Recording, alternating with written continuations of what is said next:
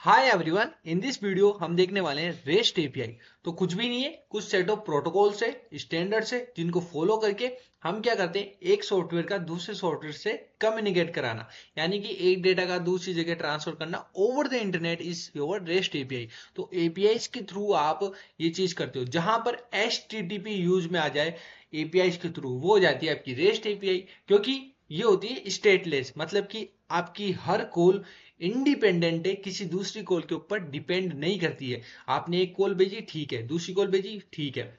ठीक है, अब समझो एक डेटाबेस है आपका। Let's suppose you have a database. मैं आपको डायग्राम से समझा दूं या 2 मिनट लगेगी। एक आपका डेटाबेस है यहाँ पर। अब आपको इसमें यूजर की टेबल पड़ी है आपकी, ठीक है, एक प्रोडक्ट की टेबल पड़ी है, एक है ना आपकी स्टूडेंट की टेबल पड़ी है, ठीक है। तो यूजर की टेबल पड़ी है, तो मेरे को सारे यूजर्स की लिस्ट निकालनी है। तो यहाँ पर HTTP के स्टैंडर्ड्स को मैं फॉलो करूंगा एंड यहाँ पर एक एपीआई रिक्वेस्ट डालूंगा। तो ये मेरे को सारे यूजर लाके दे देगा मेरे क्लाइंट के अंदर, ठीक है। यानी कि जो भी आप सॉफ्टवेयर यूज कर रहे हो वो आप हो गए क्लाइंट, ठीक है। जिस सॉफ्टवेयर से मैं निकाल रहा हूँ, जिस डेटाबेस से मैं निकाल रहा हूँ, दैट इज योर सर्वर। तो उसके ऊपर आप हिट मारते हो और आप अपने यहाँ पर गेट करते हो, ठीक है। पहले तो आपने हिट मारा कि मेरे को ये लाके दो, फिर ये आपको लाके दे देगा। आपने लिस्ट ऑफ यूजर्स मांगे, मेरे को सारे यूजर्स देखने, तो वो हो गया। मेरे को एक पर्टिकुलर आईडी नंबर 1 के यूजर का नाम बताओ, तो वो मैं देख सकता हूँ उस टेबल से। मैंने एपीआई हिट मारी, फिर उसने मेरे को आंसर लाके दे दिया। अब सपोज करो मैं नए यूजर्स आ गए, मेरे पास बहुत सारी ओल्ड लिस्ट आ गई, उनको मेरे को डेटाबेस में डालना है। तो मैं बोलूंगा कि भाई साहब ये लिस्ट है, इसको इसमें डाल दो। तो मैंने एपीआई हिट मारी, उसने रेस्पॉन्स दिया, हाँ भाई ये मैंने डाल दिया है। और मैं अब चाहता हूँ कि ये जो लेटेस्ट वाले थे ना, इनको उड़ाना है, ये आईडी नंबर 2 वाले यूजर को मेरे को उड़ाना है। तो मैं इसको उड़ा सकता हूँ, हटा सकता हूँ, डिलीट कर सकता हूँ। तो ये एपीआई हिट मारी मैंने दूसरे के ऊपर, और फिर उसने रेस्पॉन्स दिया, भाई डिलीट हो गई। आईडी नंबर 1 का मेरे को एड्रेस चेंज करना है, क्योंकि उसने एड्रेस बदल दिया है अब। तो मैं यहाँ पर हिट मारूंगा अगेन, ठीक है। तो अपडेट करूंगा उसको मैं, तो अपडेट की हिट मारूंगा एंड फिर वो वहां से मेरे को रेस्पॉन्स देगा कि भाई साहब मैंने आईडी नंबर 2 का एड्रेस बदल दिया है, जो भी आपने वैल्यू उसमें भेजी। तो आप क्लाइंट से सर्वर को भेजते हो, कुछ हिट मारते हो, फिर वो आपको रेस्पॉन्स देता है, हुआ या नहीं हुआ। हो सकता है बीच में एरर आ गई आपकी हिट मारने में, तो वो एरर भी आपको थ्रो करके देगा कि सर एरर आ गई, दोबारा हिट मारो, ठीक है। तो ये चीज चलती है क्लाइंट एंड सर्वर के बीच में। इसके बीच में 4 मेन सोर्स होते हैं, जो मैं आपको अभी डिस्कस करने वाला हूँ। एक ही सेकंड दो मुझे, बस ये सब रिमूव कर दूं मैं, ठीक है। ओके नाउ या, सो कॉन्सेप्ट है आपके चार, चार कॉन्सेप्ट है इसके अंदर, ठीक है। वेरी फर्स्ट रिसोर्स, यानी कि वहां पे क्या पड़ा है, आपके इस सॉफ्टवेयर पे क्या पड़ा है। यूजर्स पड़े हैं, प्रोडक्ट पड़े हैं, या ऑर्डर्स की टेबल पड़ी है, तो अलग अलग आपको पता होना चाहिए रिसोर्स क्या है। उसके अकॉर्डिंग अपन एक एंड पॉइंट बनाएंगे, यानी कि यूआरएल बनाएंगे। जैसे एक वेबसाइट होती है ना, engineersalka.com, तो वैसे एक यूआरएल हिट करना पड़ेगा उस पर्टिकुलर का, जिस सर्वर के ऊपर ये चल रहा है उसका डोमेन क्या है, ठीक है। तो या सर्वर का कोई पोर्ट होगा, तो उसके ऊपर आपको हिट मारना है। आप सपोज करो मेरे को यूजर का एक्सेस करना है, तो मैं इसके आगे लिख दूंगा स्लैश यूजर्स, ठीक है। अगर प्रोडक्ट लिखना होगा तो स्लैश प्रोडक्ट लिख दूंगा, ऑर्डर्स लिखना होगा तो स्लैश ऑर्डर्स कर दूंगा। तो मेरे को यूजर्स निकालना था फॉर एग्जांपल, तो मैंने इस तरह का एक यूआरएल बना लिया। अब आपको करना क्या है भाई, यूआरएल आपके पास है, ठीक है। आपने पहले तो रिसोर्स का पता करा, उसके थ्रू फिर आपने देखा कि मेरे को यूजर्स में काम करना है, तो फिर मैंने यूआरएल बना दिया एक यूजर्स का, ठीक है। अब api.example.com की जगह लिख दो engineersalkagyan.com/users, तो लिस्ट आ जाएगी, अगर होगी तो वहां पर कुछ ऐसा। अगर मैंने ऐसे एंड पॉइंट मेरे सर्वर के अंदर बनाया है तब होगा ये, ठीक है। तो HTTP वर्ब्स क्या है इसमें, कि अब आपको उस यूजर्स के साथ करना है क्या है, डिलीट करना है, अपडेट करना है, या फिर कोई चीज गेट करनी है, या आपको कुछ नया ऐड करना है, या पुट यानी अपडेट करना, पोस्ट यानी डालूंगा मैं, इंसर्ट करूंगा, गेट यानी लूंगा मैं कुछ, डिलीट यानी डिलीट कर दूंगा, पेज यानी कि एक तो पोस्ट होता है कि एक पूरी लिस्ट, जैसे कि एक यूजर है, उसके अंदर नेम ईमेल सब ऐड, वो नया ऐड करना है, वो हो गया। और अपडेट में मेरे को नया उसमें सब कुछ अपडेट करना है, लेकिन सपोज करो मेरे को ओनली नेम अपडेट करना है, तो आप पार्शियल अपडेट भी कर सकते हो, और पुट से भी काम हो जाता है, पेज बहुत कम लोग यूज करते हैं, ठीक है। स्टेटलेस मैंने बोल दिया, ईच कॉल इज इंडिपेंडेंट, ठीक है। आपने गेट की परफॉर्म करी, तो पोस्ट से लेना देना नहीं है, पोस्ट की अपनी कॉल चलेगी, गेट की अपनी कॉल चलेगी। यहां तक क्लियर है, ठीक है। अब इसको थोड़ा बैक कर लेते हैं अपन, zoom boom boom boom boom boom boom guys, okay now. अब आते हैं अपन इसकी तरफ।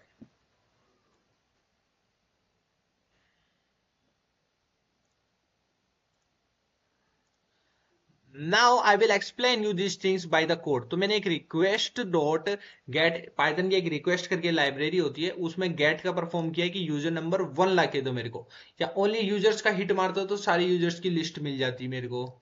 ठीक है, now this is done. Post की बात करें तो अब आपको एक सेट बना के देना पड़ेगा कि पोस्ट में क्या क्या भेज रहा हूँ।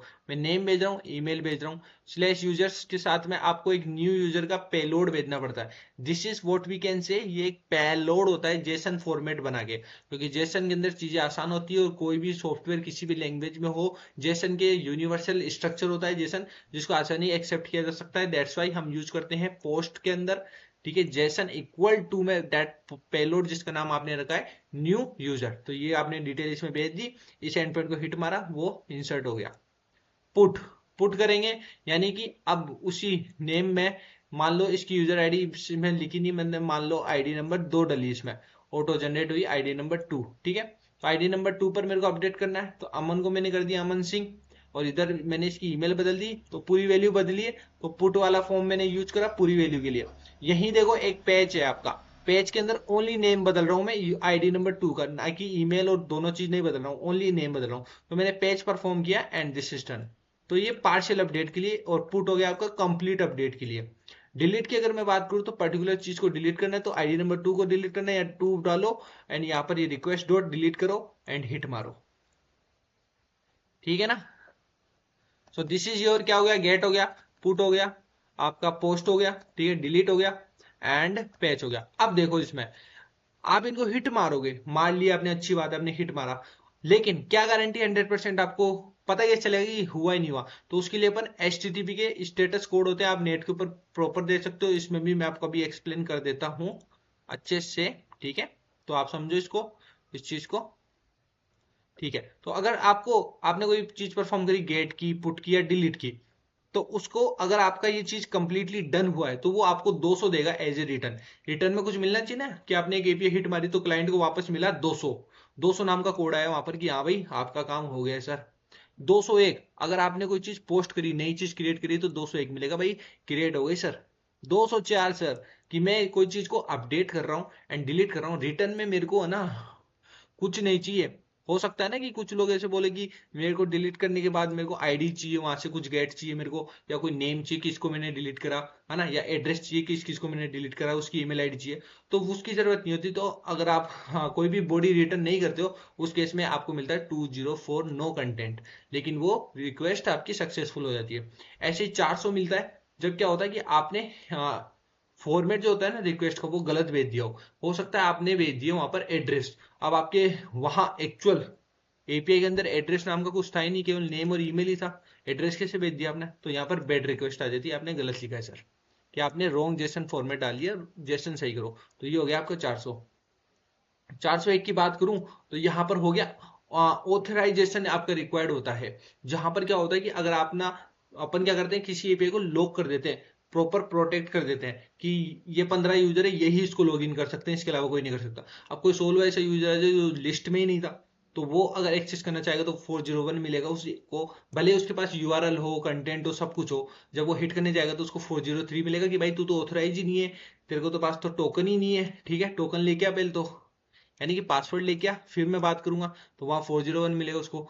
403 तब मिलता है कि आपने यूजर ऑथराइज तो है, वो 15 में से कोई एक बंदा है, ठीक है, लेकिन क्या होता है कि 15 में से 10 जनों को मैंने यूजर्स को यूज करने की परमिशन दे रखी है, और 5 को प्रोडक्ट्स को यूज करने की परमिशन दे रखी है। तो वो 5 में से अगर कोई यूजर को करना चाहेगा ना, तो वो बोलेगा भाई तू ऑथराइज तो है, लेकिन तेरे को इस वाले एंड पॉइंट को हिट करने की परमिशन नहीं है, तो that comes into the 403 forbidden case. ठीक है, नाउ 404 इज समथिंग कि आपने एक ऐसी रिक्वेस्ट लिखी जो एग्जिस्ट नहीं करती, जैसे सपोज करो यहाँ यूजर्स था, प्रोडक्ट्स था, ऑर्डर था, ऐसे में एक लिख दूं स्टूडेंट्स, जो मेरे उस वाले डेटाबेस में, उस वाले सॉफ्टवेयर में है ही नहीं, तो वो बोलेगा भाई 403 आएगा तेरे केस में, तो ऐसी मेरे को तो कुछ मिली नहीं, नोट फाउंड बोलेंगे इसको तुम्हें, तो वो नोट फाउंड आ गया। 500 इंटरनल सर्वर एरर तब आती है जब आपका कोई कोड क्रैश हो गया या अनएक्सपेक्टेड बैकएंड से कोई एरर आ रही है वहां से हिट करने पे, तो वो 500 मिलती है आपको। तो आप देखो अपने कोड में क्या गड़बड़ रही है। 503 तब मिलती है जब आपका सर्वर ही अवेलेबल ना हो, सर्वर डाउन हो गया हो, ठीक है, डाउन हो जाते हैं सर्वर, फिर आप करना पड़ता है, तो सर्वर डाउन हो गया, ओवरलोड हो गया हो या अंडर मेंटेनेंस हो तो 503 मिलती है। आपने देखा कोई वेबसाइट आप लॉगिन करते हो, बोले कि अब ये वेबसाइट अभी अंडर मेंटेनेंस है, कल शाम को ही आप देख पाओगे, तो वो 503 थ्रो करता है। और आपको 500 पता चला गया कि something went wrong on the server, यानी कि कोड क्रैश हो गया, उस केस में 500 मिलता है। So these are some standards जो आपको पता होने चाहिए before to perform these all. ठीक है, सो ये आपकी रिक्वेस्ट हो गई अलग अलग, और ये आपका कोड हो गया। This is all about the rest API, इसके अलावा कुछ ही नहीं है।